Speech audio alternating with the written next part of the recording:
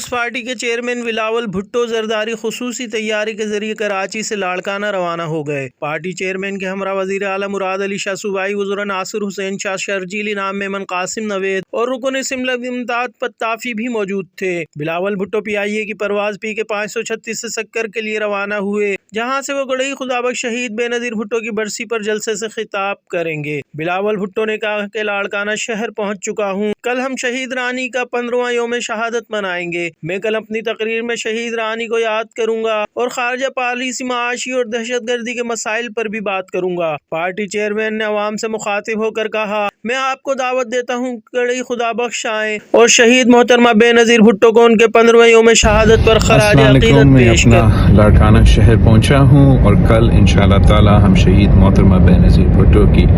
15 یوم شہادت منائیں گے، اور میں گڑھی خدا بخش میں تقریر کروں گا جہاں میں شہید محترمہ بے نظیر بھٹو کو بھی یاد کروں گا، اور جو وقت کے مسائل ہیں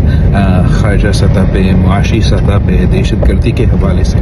ان پہ میں بات کروں گا۔ تو میں آپ سب کو دعوت دیتا ہوں کہ آئیں، گڑھی خدا بخش آئیں اور شہید محترمہ بے نظیر بھٹو کو 15 یوم شہادت میں خراج تحسین پیش کریں۔